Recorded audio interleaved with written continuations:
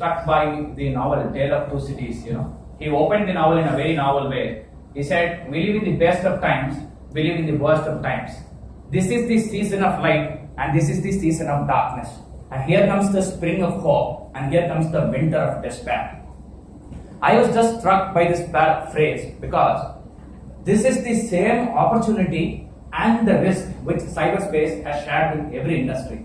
Considering the risk, considering the opportunity which it has given every industry, it has leveraged industry to extraordinary horizons. But considering the risk and responsibilities, I think we would rather refer to the winter of despair, which I quoted essentially. Okay. Now, I will just quote two important case studies, which I found personally very interesting. The first thing is the banking industry, which is essentially the backbone of economy in any developing country. Can you ever imagine that an infected, insignificant email can dislodge a governor off his post? Can you ever imagine? Is that so simple? But on 4th February 2016, the world woke up to an appalling reality that even funds from premier institutions can be siphoned off in a flip of seconds. Okay? And this Bangladesh thing happened on the same day on 4th February. The Bangladesh had its forex reserve account in the Central Bank of New York. Therefore, it is not even necessary that only individual accounts can be hacked, and it is not even necessary that you need to be in the same country and the account which is getting hacked. Two things happened. A forex account of a country was hacked. The second thing was the account was held in a separate continent. It was essentially in the Central Bank of New York.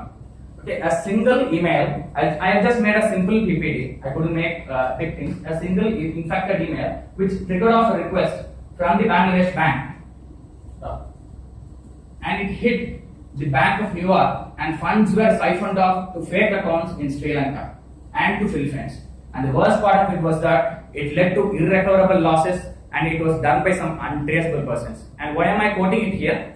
I see you as an audience of managers who would be responsible to frame security systems in the BFSI sector in the coming future. And as we know, 66% of the banking market is using a single software, which is Pinnacle, developed by the single company, Infosys, as you all know. So it is not that we are satisfying the client requirements alone. We will have to envision the futuristic risk which is probable in the sector and develop our system as a whole.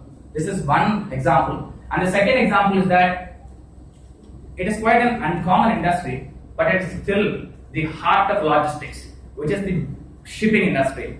Almost the top 10 or 15 shipping conglomerates in India is having currents along the spine, because every cyber attack which happens on their ship is not at all compromised by their insurance policies. I just imagine and read through a few documents which showed a simple case study which is actually happening in the current situation. A ship is destined to reach a specific destination, and an ill-minded, intelligent mongrel group just attacks the GPS mechanism of the ship, and zoom, the ship is destined to a different destination, and the valuable cargo and the voluminous cargo which was lying in the ship is taken off to a completely different destination, which is completely unexpected of in the country. And when I went through this, I was particularly thinking about a different scenario. If at all, if that had happened, what would be the consequences not only for the industry but for the country as a whole? I guess you all remember the 1990 Kargil war which we had with Pakistan. Do you know that the Indian missile system and the ballistic systems which Indian Army implanted was all aligned with the GPS, the global positioning system? Can you imagine just an ill-minded partnership between Pakistan and the US, which would have rendered our missiles useless by not targeting Pakistan but rather relaunching our own missiles on our own states? Can you imagine that? It is very much possible. Kudos to the team of ISRO who developed the Goan satellite. Now your entire missile system is aligned to Indian satellites. It is no more possible to wreck our missiles or ballistic mechanisms. Kudos to the ISRO team.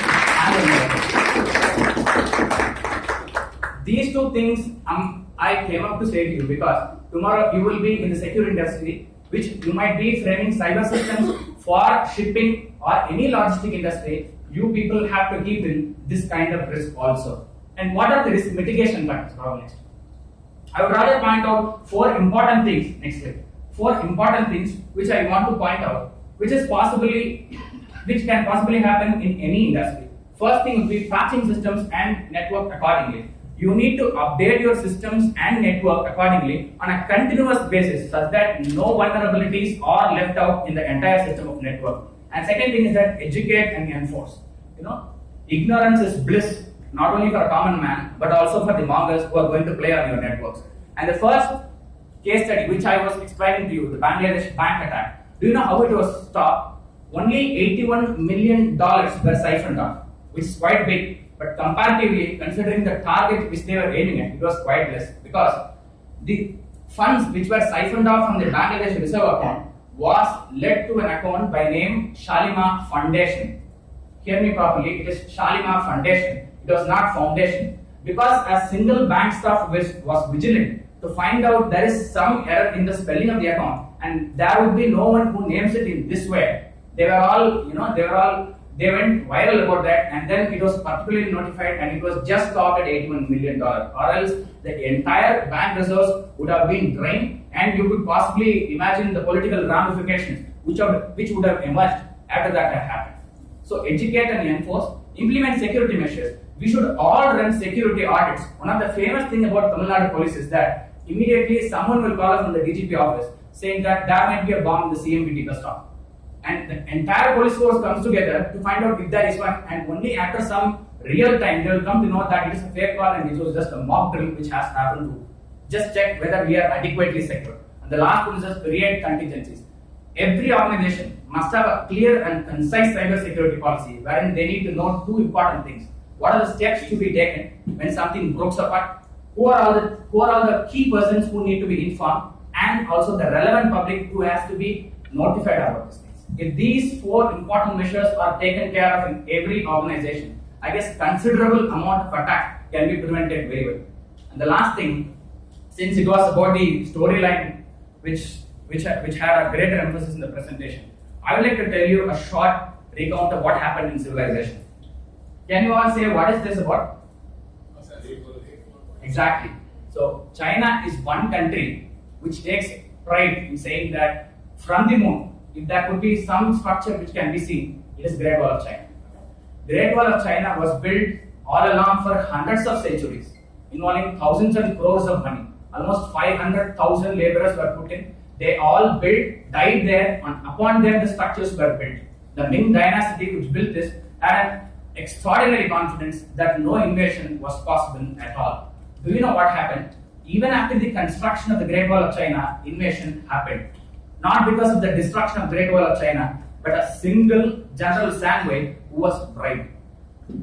The point here is, I'm drawing parallels here, however tall your infrastructures are, how your secure information systems are, there might always be a single digital loophole which needs to be taken care of and monitored. Thank you.